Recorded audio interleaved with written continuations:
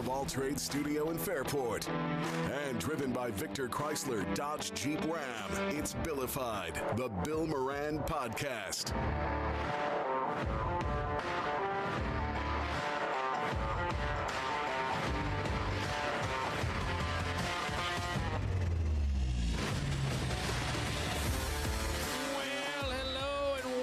Thanks for getting your pot on. Thank you for telling a friend. That's how we spread the word about the pirate ship. Arr!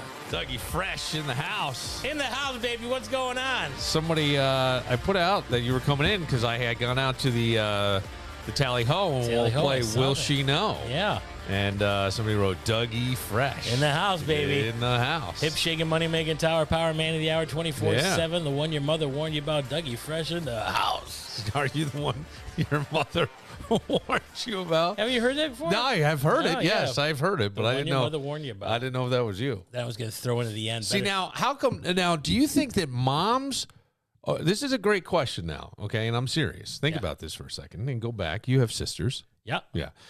Were you close with your sisters? Or are you close in age with your sisters? Close in age and close now. Okay, because I'm 5 years older than my sister.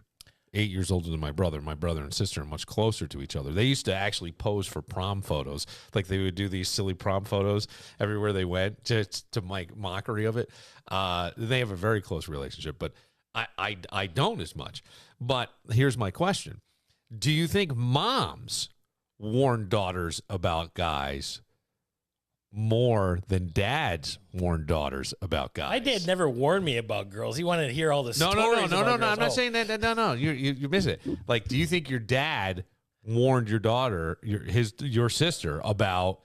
Like, that's I don't my remember thing. any of because that. Because the kind of girl you don't want to bring home to mom was a thing for guys, because usually you would hear from mom. Dad be like, hey, right, don't do anything I wouldn't do.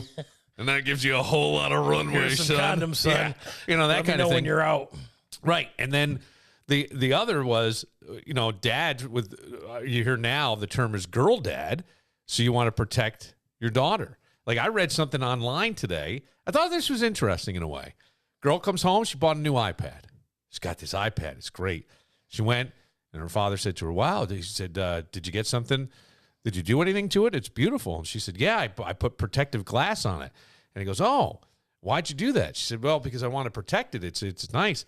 And he goes, and she said, what else? He said, I got a case to protect it. And he said, wow, you want to cover up the beautiful iPad and all the things? And she said, well, no, yeah. She goes, actually, I think it looks better covered up, and blah, blah. The analogy is your body.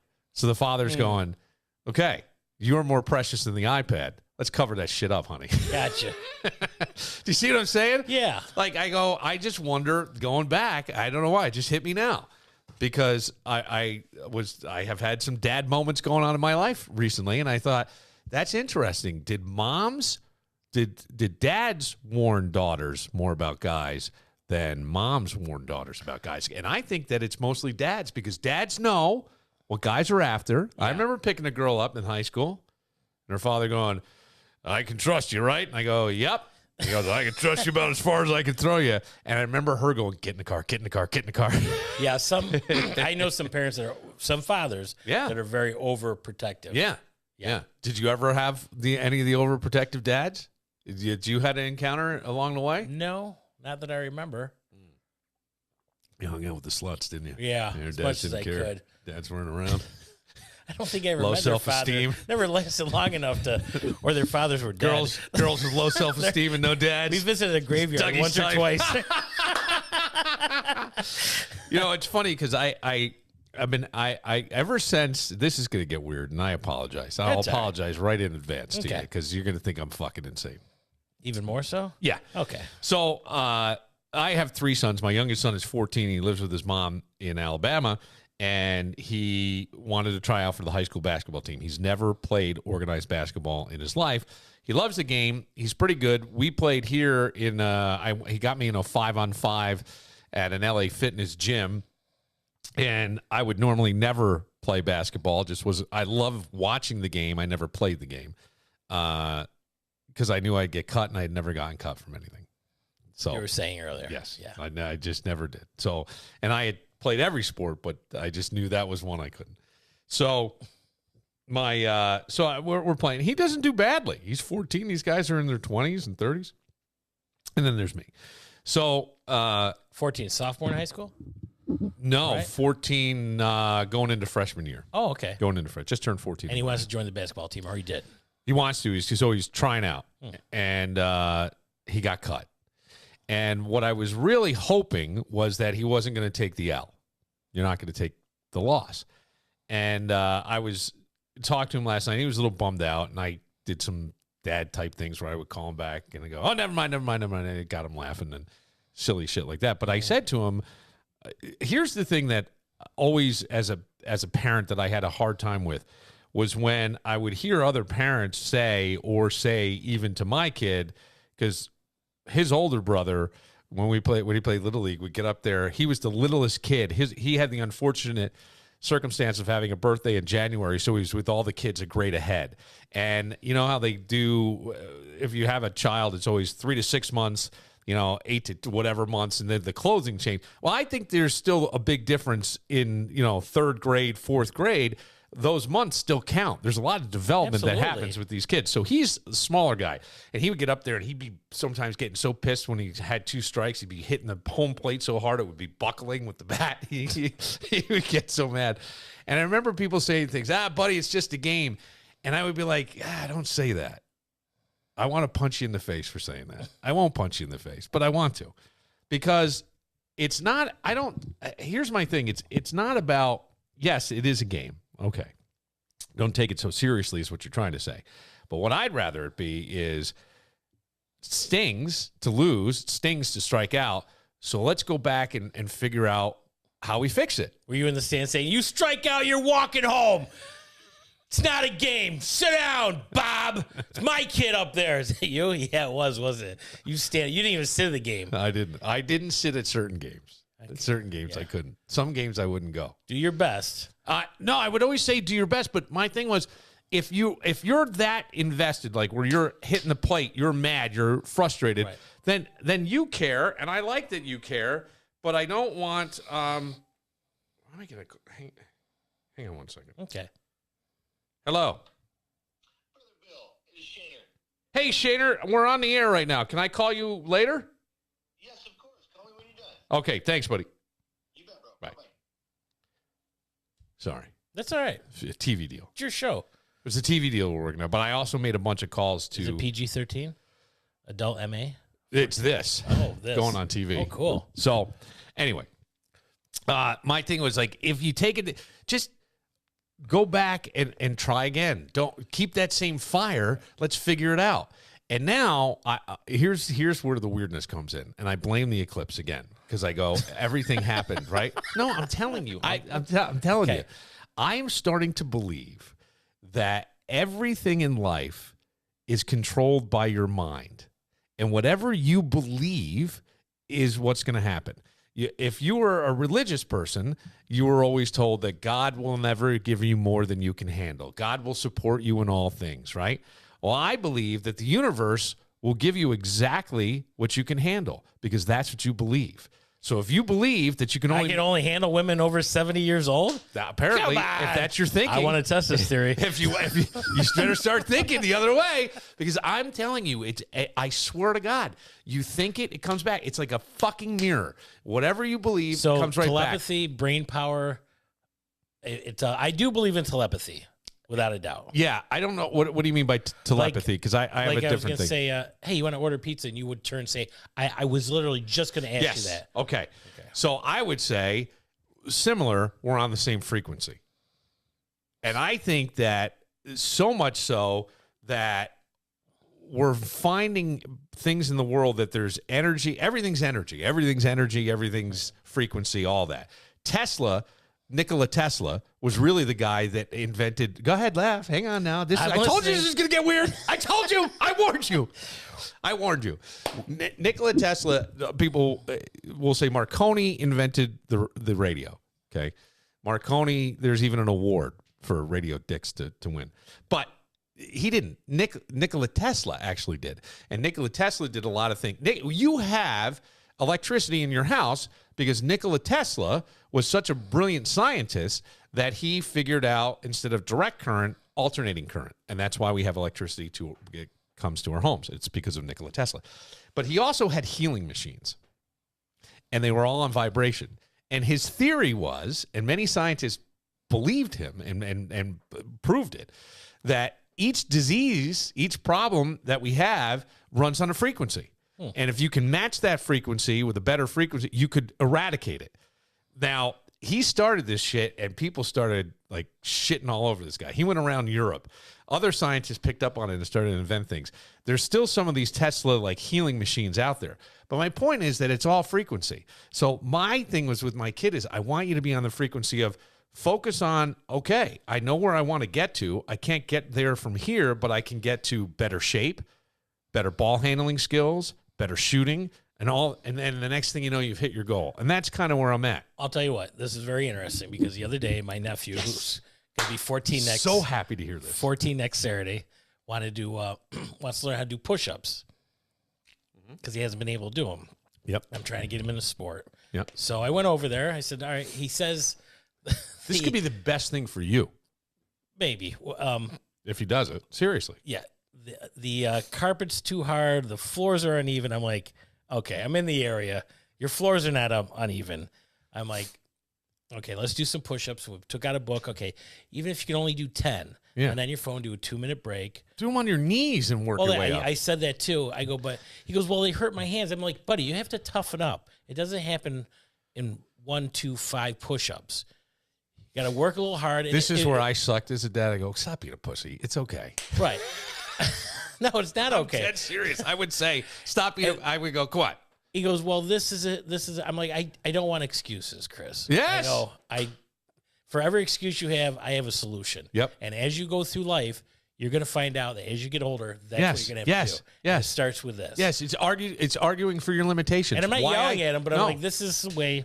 I agree. His parents weren't into sports. Obviously, I was with wrestling and football and everything. You got a Division I scholarship, dude. That's impressive. And now he's got friends that are in sports. One plays soccer, 2 are in wrestling, I found out. Yeah. So now, yes, I wasn't going to say this, but I go, do you think you're going to wrestle next year? He goes, yeah, I think I'm going to. I'm like, okay, well, build up little by little. And by the time now, whether he does or not, we'll see. No, but this is where, like, you know what's so great is, and I used to get this. I said, we're going to do push-ups together. So I wrote him last night, text him, do your push-ups? He goes, no, I rode my bike for 30 minutes. I'm like, okay, but why didn't you do your push-ups? Well, I forgot to charge my phone and I couldn't do it. I'm like, okay, again, here come the excuses. Right. I was doing push-ups with him. Yeah. And I was going to tell him that I could only do 40 last night. 40 nonstop? No, 12 to a minute. And I could already feel it in my muscles. I'll tell you what, for being a while. 53, and it's kind of like, oh, gosh. I got you. Pump these out. I got you. But again, you can't get mad at yourself or anybody. You got to, and I'll do more tonight. Here's the weird thing, too, that I think, because you're right. And then I order a pizza. We argue for our limitations on things, like why we can't. I can't get there because I can't. And we blame other people. I'm starting to believe that there's only attraction, there's no assertion, and nobody's really ever been able to do something to you. That's just your perceived, I'm going to say, inability to fully understand, I guess, because I don't believe anybody's doing anything to you. Everything happens to you, no matter what it is, good, bad, ugly, even the worst thing in the world that you think it somehow... I believe that to a point, but there are other people that affect you in ways, whether they, some people just have it out for you. I'm sorry. Well, even have it out for you, but I'm thinking but you can find ways to get on the frequency that would almost attract the best of them for you, and you would find less just of like a battery, positive and negative, right? Yes, exactly. And so here was my other... my other thing. But you know what? Hang on. I want to play something for you because I thought of this. This is so I'm going through Instagram, and Tyreek Hill, who is considered one of the best receivers, I don't know what he is, like a hybrid player, really. He was almost like a running back too, in the NFL, talked about he was on a podcast and they asked him, was he ever like yelled at by a coach? And just listen to this for a second. Calling you out in front of other guys, because a lot of guys aren't used to that. A lot of guys aren't used to sitting inside of a meeting room, being the best player on their team their whole entire life, and then a coach saying, bro, you suck this play. You bruh. ever had somebody say that to you? Oh yeah, this year, Miami Dolphins. You know What what I'm saying? Like the player against Snead, the Chiefs. Everybody see this play against the Chiefs when motherfucker came into the flow. He called me out. He like, Reek, bro, you supposed to be the best player in the league, and you got this guy putting hands all over you like that. Man, we pay you all this money for what? And for me, I love that because I'm gonna take that to heart and I'm gonna get better from it. That'll never happen again to me in my life, man. You feel me? If a motherfucker not hold me accountable, I feel like I'm not gonna be able to get better. You know what I'm saying? Motherfucker like, not hold me out. Right. But hang on. Here's where my head goes. So I loved this because I loved coaches that did that to me. I mean, my old man when I was younger was very tough on me at times. And I would say that in a way, if there's something about I'm going to prove them, it builds your confidence. And when you're confident, you win. You know, like your nephew, once you get 5 push-ups, now you can get 10 push-ups, Yes. right? Once you get 10, shit, let's go for 20.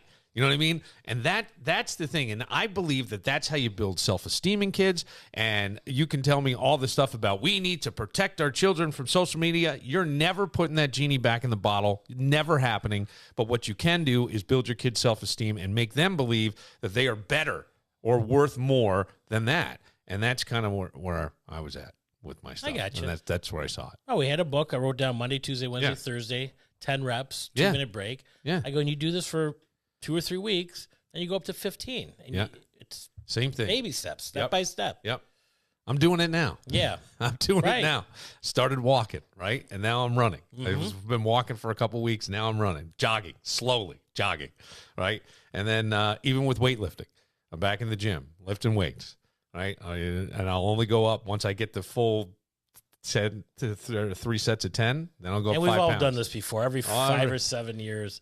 I think it was 8 years ago that I started working out Yeah. again. Yeah. And I won an old timer tournament. There Might you have see? been- Might have been 9 years. That's beautiful. Yeah. That's a beautiful thing. But I think you have to have goals to get up to the gym. And Yes, I you mean, do. And I'm not one of these people who go to the gym and just walk around with a water bottle. Hey, how's it going? You need a spot? No, I'm there to work out. Are you? And I'd rather have an older gym than the Planet Fitness. I hear you. I go to Sampson's or Gold Gym. My by the favorite Mirage on Ridge Road. And it's Okay. old. Yeah. And it's got all the old equipment, but that's where I'm more comfortable. My favorite gym that I ever belonged to was an old gym. It was like a natural bodybuilding boxing gym, and they literally had duct tape around the benches. Yes. and yeah, that kind of stuff. And it was Feel and it like was, it was Rocky. clean. Go home, watch It was Rocky. great, but I liked that because and nobody was there was posing. No one was there to look good. No one was there to do anything. And yeah, I understand what you're saying. Earlier this week, because the draft is here, and this gives you a little father-son stuff. We were talking about what will the Buffalo Bills do, and they'll probably everybody expects them to take a receiver, or what's going to happen. Who knows, right? I honestly have no idea. I don't even know when the draft is. Thursday. Okay, and I'll tell you why. Because you don't care. I don't care. Yeah. Because you know what? I'm looking for golf weather. Because football does not start till September know. 1st. And whatever I they think ma- or do or opinion, they're not calling me. Hey, what do you think we should do in the 3rd round? So I'm like, I think we need an offensive tackle maybe, I guess. Maybe a center. How are the cheerleaders? Well, So I'll read about it or see it yeah, Friday. I hear you. But to get all hyped up 24/7 about football, I'm sorry. There's more in things. well, in Greg life. Connors was in here this week, and he did Greg get Connors. Why do I know that? He name? gets very, very hyped up. No. And this is stop. what he said about Marvin Harrison Jr. And the only reason I'm playing it is because then I'm going to play Marvin Harrison Sr. being asked what he tells Jr. Since Okay. we're talking father-son stuff. Here's Marvin Harrison Jr., I think, is an interesting pick. I don't think Marvin Harrison Jr. fits the profile of a Sean McDermott and a Brandon Bean player really, why is that? because I see Harrison as a rookie Diggs. Oh, And although it's Josh's team, I don't think you need to have him come in at that level. You know, for me, if there's a guy like Nate. go ahead. I would say one thing. The Buffalo Bills are not going anywhere until they get an offensive coordinator or a coach that has balls to the walls offense Yes. in mind. Yeah. You have McDermott, totally defense. Yep. In that way, you have to spread the offense and give it a San Francisco kind of touch. And I would grab a bunch of receivers and offensive line, and Thought you weren't gonna. I thought you didn't care. You just said I don't care. I don't think you need to have him come in at that level. You know, for me, if there's a guy like Neighbors that hangs out till 11 or 12 or Neighbors. early, teens, I might jump to grab him. But if not, I mean, the draft is so deep at receiver. I think the Bills pick up 2 receivers in the first 3 rounds. I could see that. I totally can see that happening. So They don't have a 3rd round pick, too, so they might have to. I can see that. All right, so there's that. Now, here is Marvin Harrison Sr. Now, he said that there may be what Greg alluded to was Marvin Harrison Jr. a bit of a diva. Listen to what the old man says. There's one thing that I wish he had from my game. You got to complain for ball. You got to complain for You got to complain. Monday morning, if I have 5 catches, 70 yards, we can't do nothing else till we have a meeting because I'm not getting the ball. That's it. Throw me the ball, period. Be a bigger diva. That's the advice for your kid. Be the bigger diva. That's pretty good. Yeah. I asked him what he would do if he were you, and his answer was, I would go in there and say, give me the ball. Straight up. To what degree have you started to demand the football more? I mean, not much, really. Exactly. Not much. All right, so this is when he was at Ohio State. Now, I think some people will hear that and say, well, Greg's got a point. You don't want a guy in there that's a rookie. Know your place, learn, work hard, and keep your mouth shut. But I also like the fact that you're confident enough to step up and go, I'm the best. Because if you don't believe it, it ain't ever going to happen. Right. So that would be my thing. But I found that all that interesting, especially as I was dealing with the Jameson stuff. As you know, each level you go up, you're dropping off the slower players. Oh, you got it. So it's the best of the best right now. Yes, It's the best of the best. You're not But get me the ball. high school, college, and then what? But how about the old man? 2%, yeah. I got 5 catches for 70 yards. Something's we got wrong. a problem. We ain't leaving this room until we get me the okay. fucking ball. Yeah. Wow. Could you imagine telling Peyton Manning, get me the fucking ball? Well, they asshole? do have the most. They've got to hold a lot of records together. Yeah, sure. You know? Yeah, I got it. And again, he delivered. Now, be that guy and not deliver, and that's when you have a problem. The other dad moment I had today was my son is graduating from college.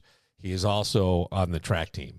One of his last meets is because he's in a Roberts Wesley in a Christian school. He qualified for the Christian Nationals.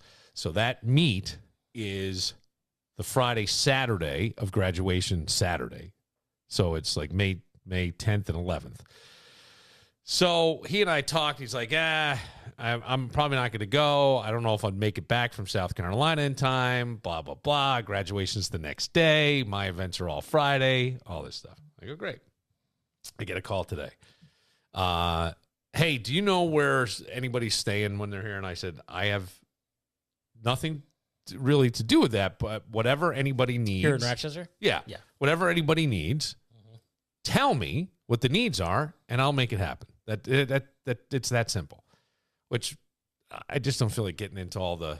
Just tell me what you need. Right. I don't want to get into the back and forth of this. We're going around the block 6 times. I don't give a fuck.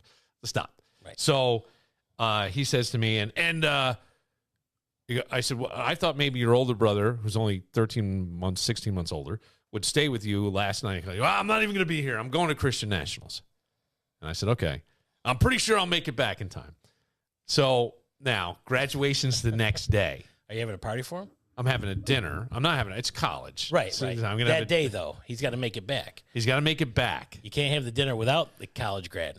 So, and he's got both sets of grandparents are still alive. Both sets of grandparents are coming. Okay, this is important. So, what do you say in that moment? I'll probably make it back. When he says that, I would say, you're going to make it back. Buddy. So, yeah. Both your grandparents want to see you. There's some responsibility here.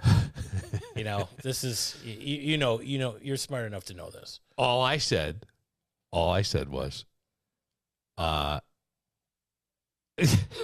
What'd you say? No, all I said to him was, I'm starting to laugh because I was just very direct. I said, the whole day this is all about you.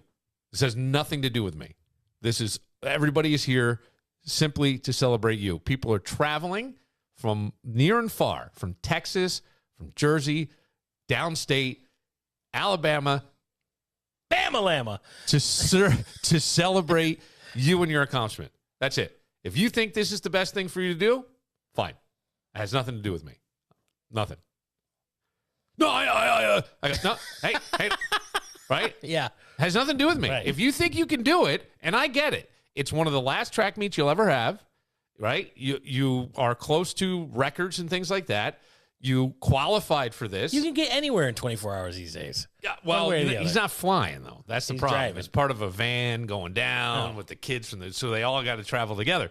Well, they got this van that's going to... I don't care. I don't care about any of it. I don't need If excuses. you believe that you're going to make it back, that's fine. Just remember, we're not canceling this is all about you. This is all about you. It has nothing to do with me whatsoever. This is all about you. All right, got it. But I don't know what else to say. You're 22 years old. Whatever. I'm not going to go like, hey, man, is that the smartest thing? No, this is all. Just remember, this is about you, and people are putting time, effort, and money into celebrating you. If you think it's the best that you go and do this, fine. Make sure you make it back. Best of luck. Yeah. Because if you don't, I'm not going to save your ass. And I'm not even going to. But everybody's going to look at you a little bit. I am not stepping in. No, yes, they will. No, they will. They will. Absolutely not. No. No, this is what's going to happen. Bill, where's your son? And I'm going to be looking at the mother. Not for this, because she's going to be crying. As long as the woman cries, she's out of it. Bill, where is your son? Doug was once a strip club DJ. I was. And I went to the Tally Ho, which, by the way. Did you drop my name? Did anybody remember me? At the Tally Ho? Yeah. I didn't think you were at the Tally Ho. I wasn't, but some of them are still. So I went in there noon on a Friday, 12:30. No parking. Place was packed. Yeah. Bar full. And who was the youngest person there? You? No, there were some young guys. Yeah? There were some like roofers that got off work early. Roofers, yeah. I'm telling you. I can look at a guy and go, I thought it was the girls that had shingles. So I go into their back. They've redone it. It's like really nice in there. Nice furniture. Like that's a high-end gentleman. I mean, it's small. I'm going to say high-end gentleman's club. Right. It is a small space. High-end for Rochester. But it's a nice gentleman's club. It's very clean, very, like the carpet was cool. And the whole thing. The carpet? Yeah. It matched the drapes. What was I going to do? Hey, leave that right there. So I went, we're going to play Will She Know? Will She Know with Doug. And we do that next.